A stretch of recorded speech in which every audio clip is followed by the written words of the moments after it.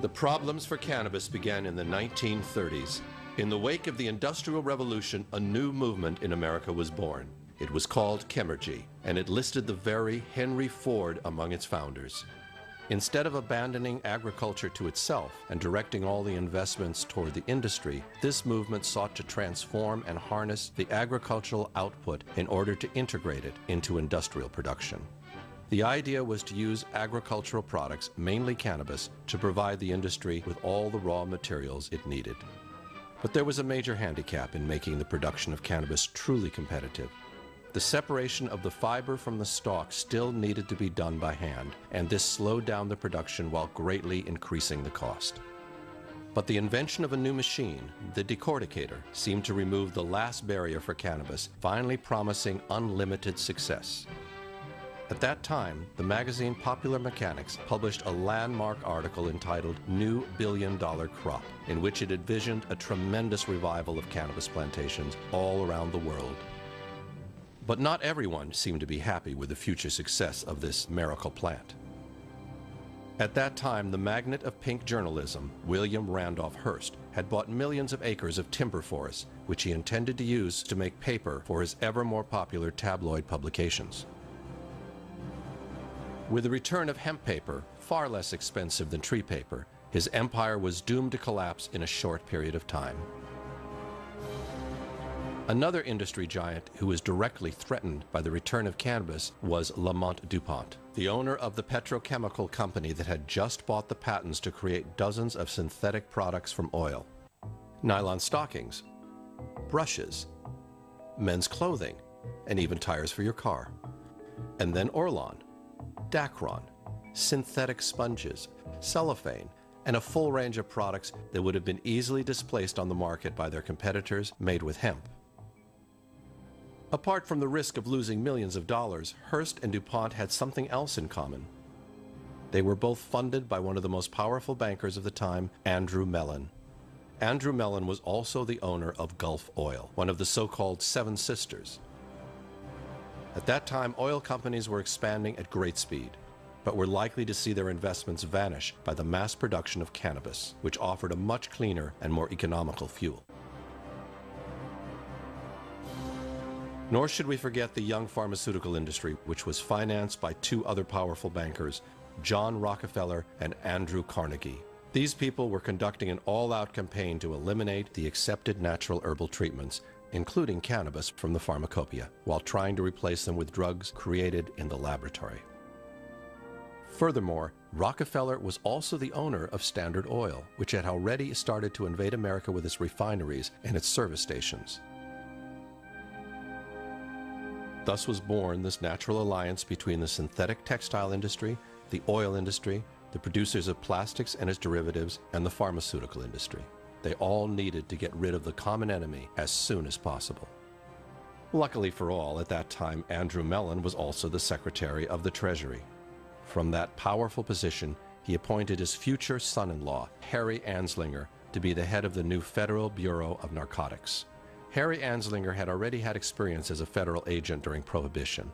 His job was now to transform the crumbling bureaucracy of Prohibition, which in the meantime had been abolished, into a new weapon to combat and eradicate cannabis from the future of the nation. The Treasury Department intends to pursue a relentless warfare against the despicable, dope-peddling vulture who preys on the weakness of his fellow man. One, however, could not openly attack cannabis, which was a plant loved and respected by the vast majority. Hearst then had the brilliant idea to use the Mexican nickname marijuana, which was totally unknown to Americans at the time. In doing so, on one hand, he managed to divert the suspicions of the true objectives of the operation. On the other, by attaching the use of marijuana to blacks and Mexicans, it made it much easier to ride the growing wave of racism that was already sweeping across the country at the time. Adding fuel to the fire, Anslinger declared that marijuana is mostly used by Negroes, Hispanics, Filipinos, and entertainers. Their satanic music, jazz, and swing result from marijuana use. This marijuana causes white women to seek sexual relations with the Negroes, entertainers, and any others. The backlash was immediate, and soon a new green monster was born. The market was flooded with publications of all kinds in which marijuana, also known as reefer, became synonymous with sin, moral depravity, violence, recklessness, and even murder. From the most popular tabloids to adventure books, from comic strips to sophisticated magazines such as Cosmopolitan, all owned by Randolph Hearst, there was hardly a publication that didn't jump on the bandwagon of demonizing marijuana. Now that Puritan America had found its enemy, Anslinger felt it was time to extend the fear of contagion to the entire population. America is threatened by a new drug menace. Street corner vendors whose stock in trade is the deadly loco weed marijuana pass it out in cigarette form. From ingeniously concealed containers, the reefers go to the waiting hands of deluded youngsters. Marijuana, the dried leaves and flowers of the Indian hempweed, is used in the form of a cigarette. Marijuana smoking, experts point out, can make a helpless addict of its victim within weeks, causing physical and moral ruin and death. Yes, let's go, Jack. I'm red hot.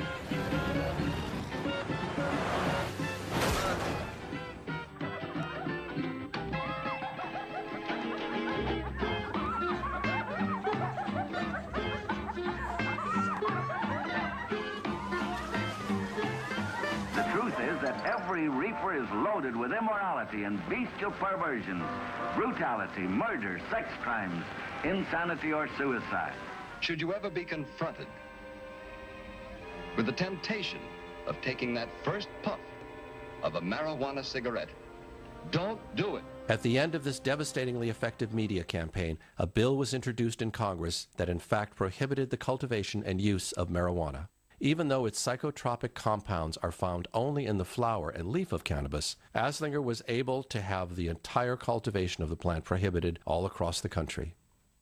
Most of the representatives and senators who voted on the bill, in fact, didn't even know that cannabis and marijuana were the same thing.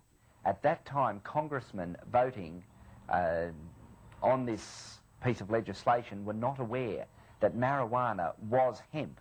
Cannabis hemp that country had been using profitably for centuries. Without public debate and without the support of scientific research, in 1937, the Marijuana Tax Act was approved by President Roosevelt. Ladies crave, the country's rave. The war on cannabis had officially begun. There were dozens of glamorous arrests, which the same Hearst immediately made known to the entire nation. All the jive is gone. But not everyone believed in the demonic dangers of marijuana. The popular mayor of New York City, Fiorello LaGuardia, commissioned a scientific investigation to ascertain the real effects of marijuana on the user. 31 independent scientists worked for over 5 years, completing what became the first known scientific study on the use of marijuana.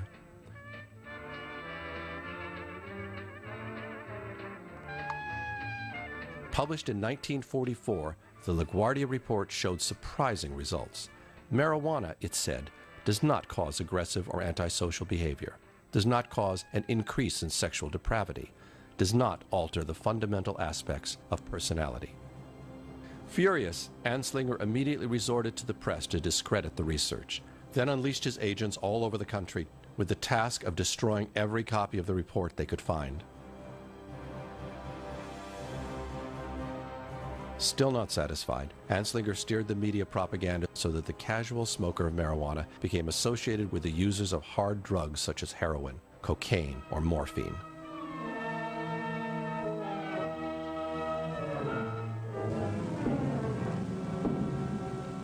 It is a symbol of narcotic addiction, is poisoning the blood of our country.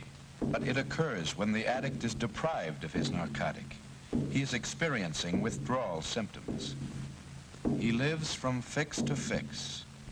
The addict must have his drug, and to get it he must have money, and that much money comes hard. Marijuana is also smoked. Marijuana is the most prevalent narcotic among juveniles. Its greatest danger lies in the fact that it is a stepping stone to the harder drugs, such as morphine and heroin.